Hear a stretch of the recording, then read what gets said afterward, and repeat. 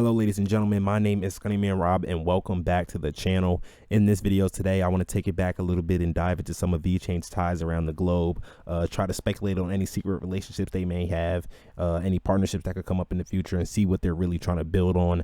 In my honest opinion, I believe Vechain and the team behind them are connected to people with way more significance than we can really truly imagine, and everything from their partnerships to what they're trying to accomplish just screams elite. So over the next couple videos, we're really going to try to dive into some of these people on the team and try to connect everything that's going on with crypto, geopolitics, and all that good stuff.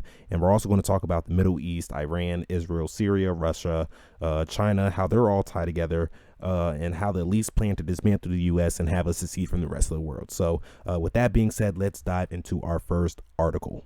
Syria joins China's Belt and Road Initiative, posted January 16th, 2022. So this is pretty recent.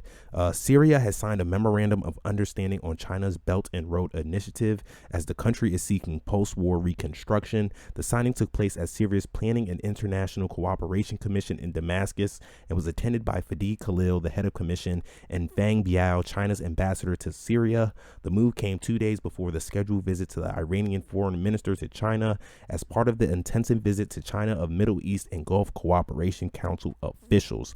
At the signing, Khalil said the admission of Syria into the BRI revives the old role of Syria in the ancient Silk Road. Hold on, let me read that again. At the signing, Khalil said the admission of Syria into the BRI revives the old role of Syria in the ancient Silk Road and will help in boosting bilateral cooperation with China and multilateral cooperation with other countries. Fang added that the cooperation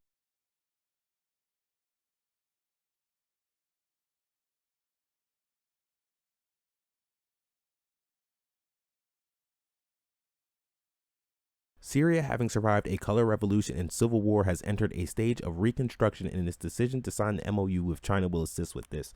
Syria's signing of the Syrian BRI MOU has come while China has been engaging in intensive diplomacy in the Middle East, with foreign ministers from Saudi Arabia, Kuwait, Oman, and Bahrain, along with the Secretary General of the Gulf Cooperation Council, or GCC, Nayef bin Falah al-Ra, hope I'm saying that right, in China to discuss energy security and a potential free trade agreement, while the foreign ministers of Turkey and Iran are also scheduled to visit China on Wednesday and Friday. Syria is under strong Western sanctions and has been struggling economically. Damascus is eager to rebuild amongst an isolated situation in the West, who had wanted President Bashar al-Assad removed against claims of human rights abuses during the civil war. The subsequent conflict between East and Western views as concerns Syria have left the country largely in ruins, with Damascus facing serious power shortages due to destroyed and inefficient infrastructure. China, along with Russia and the Middle East countries, are likely to be the solution. Syria is the only significant crude oil producing country in the Eastern Mediterranean region and also possesses significant gas reserves. Syria's attractiveness lies within its 5 seas capability, a plan to link the Caspian, Black, Mediterranean, and Red Seas with the Persian Gulf. And you see all the seas right here, and all they really have to do is connect it through Iraq, Kuwait, and Iran, and then they're pretty much, you know, golden. So Syria's participation in the BRI would create a new corridor through the Middle East connecting Iran to Syria via Iraq. There you go, and would be beneficial to all states in the region. Despite historical conflicts between Iran and Iraq, Beijing and Moscow have been able to build a bridge between them, and that right there is god important. Despite historic conflicts between Iran and Iraq, Beijing and Moscow, China and Russia have been able to build a bridge between them. It's all for that Eurasian Superstate, man. Iraq has agreed to develop cross-border rail with Iran at the border crossing between two countries at the Basra and Shalom Sheikh corridor, at which itself leads onto Iran's southern ports on the Persian Gulf and connects with the international north-south transportation corridor. That multimodal route feeds east to ports on India's west coast, north through to the Caspian Sea, and on to Azerbaijan and Russia, with the northeast spur leading to Afghanistan. According to the Chinese Ministry of Commerce, Chinese investment in Syria totaled $135.7 billion by 2019. The two sides traded total $1.3 billion in 2019, a year-on increase of 33%. And ladies and gentlemen, this is literally huge news for us. This is why in previous videos I told you guys we have to keep our eyes out on the Middle East. even though Vechain isn't directly, named out into this article, we have to remember that they are a co-founder of BRIBA, the Belt and Road Initiative Blockchain Alliance, and they have a great relationship with the Chinese government. So it's safe to think that they will have a role to play in this new relationship. China is already in good standing with Iraq and Iran, so adding Syria to the mix is just adding another long-awaited piece to this initiative. All this to build the Belt and Road Initiative and also to put China, Russia, and especially Israel on top of the leaderboards. And that is why the Belt and Road is so freaking important to Vechain and why it's going to be so valuable in the future. It's going to literally be the backbone of the Eurasian Alliance economy. Everything from energy, food, textiles, you name it, is going to be transported on this new Silk Road. And in my opinion, Vechain will have a nice role in tracking all of it. So what a freaking time to be alive, baby. In other news, Watcher Guru just posted Russia's Minister of Finance, Anton Silanov, and man, this video is busting my butt with these last names and suggests legalizing crypto trading through banks. And man, ladies and gentlemen, this is great news for mass adoption, as Russia is the third biggest crypto holder in the world. The more government institutions that open up about blockchain and crypto, obviously the more money we're going to see poured in. So this is just adding more icing to the cake. And at this point, it's only a matter of time before the Great Reset happens and we see the ushering in of a new society. So moving on, but staying on Russia, we just got word that they have agreed to supply China with more gas via a new pipeline. And this is absolutely bullish news for us, because anything that's good for the BRI is most likely good for Vechain. Again, Vechain is the co-founder of BRIBA and will have a key role in providing blockchain technology infrastructure to BRI members. The more China expands on the project, the better of a chance Vechain has of reaching a $300 billion market cap. So again, this is great news for us holders. So before I move on, I have this short clip that I wanted to play for you guys. So let's take a quick listen. Russia and China have criticized what they say is negative U.S. influence in the Asia-Pacific and Europe.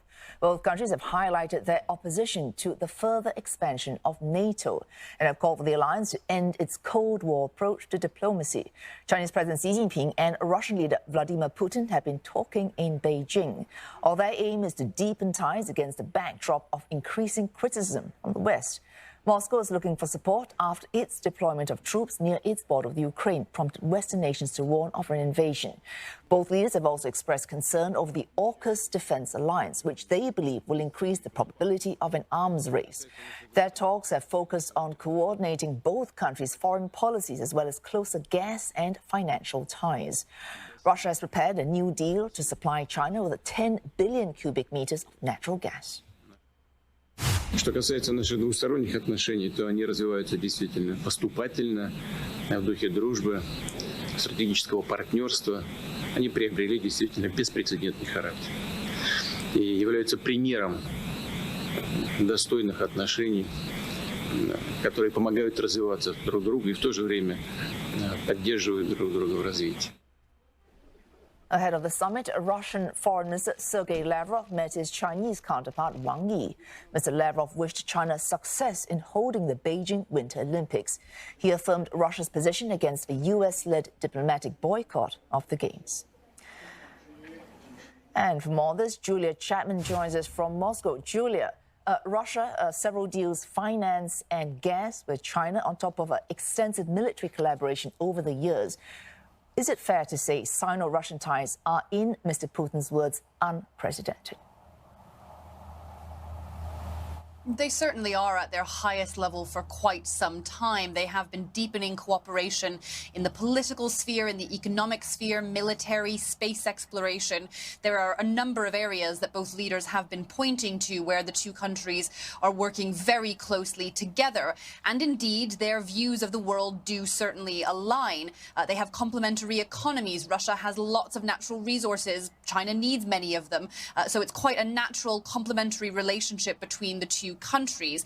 And certainly, as they have difficult relations with many countries in the West, they have been pushed closer together. We've really seen a deepening of this relationship over the past 7 or 8 years since Russia annexed the Ukrainian peninsula of Crimea and became subject to a wide range of sanctions from Western countries. That we obviously know that hasn't been acknowledged by China. China doesn't recognize Crimea as Russian territory, but it has really worked on deepening economic cooperation with with Russia in the years since, offering Russia a place to turn in difficult times. And that is certainly expected to continue. You mentioned some of these deals that were signed. There were 16 agreements signed in total today. 4 of them were new commercial contracts in the spheres of gas, oil, digitization, and other areas as well. So certainly, yes, the two countries are working closer together, and that is partly down to a very close personal friendship between the two leaders. Also in discussions, shifting of currency trade away from the US dollar. How close are China and Russia to some kind of decoupling, an independent trade network? They're still a way away. They did talk back in December about deepening efforts to reach that kind of trade network. But as things stand, according to the Kremlin, only about 20% of trade between Russia and China is denominated in their own national currencies. We notably have noticed that in the last announcement today about the gas contract between Russia and China, that was denominated in euros. So certainly they are trying to move away from the dollar. But of course, the ruble is still very volatile. So there are areas of risk for both of these things involved. Moving away from the US dollar, folks. You can't make this stuff up. And actually, China actually has a deal with Iran and, supplying them with gas and stuff like that. And that, I'm pretty sure that deal was denominated in renminbi. So it's definitely happening. And this is what I've been talking about this whole time, folks. Notice how she said that these two have been cooperating in many different areas, the political sphere, the economic sphere, military, space exploration. And are you seeing the big picture? Russia and China are in bed together, and they're working to build this new Eurasian superstate, and it's all going to be powered by the Belt and Road Initiative. Putin and Xi, best buddies, rubbing elbows. And I can't forget about Bibi. But speaking of governments, institutions, and opening up about crypto, we have a tweet here from Blockworks. A bipartisan bill was reintroduced in the U.S. Congress to eliminate taxes for small crypto transactions, and this is super bullish for crypto, as we've been waiting to get some clarity on how crypto will be taxed, if taxed at all. Now, we still don't have the regulations quite yet, but I'm happy to say we are finally moving in the right direction to get some clarity in the U.S. Hopefully, our Congress will address this sooner than later, as I believe the sooner we get regulations on crypto figured out, the sooner we'll start to see some life-changing gains in our holdings. There's not much more we have to wait for, ladies and gentlemen. It's 2022, the year of blockchain and crypto, and it's only becoming more and more mainstream. Nobody knows exactly when the things are going to go off, but we definitely can see the signs slowly but surely coming out every day, and that only makes you more bullish on what you own. So that's all I have for you guys today. Thank you guys for watching. My name is Scunnyman Rob. Make sure to go give me a follow on all my social platforms, link in the description below, and tell your friends and family that Vechain is the golden goose. I'll see you next time. This one for the old me. I was getting back to them. They was trying to hold me back to the old me. It's time to pay up if you owe me. Ain't no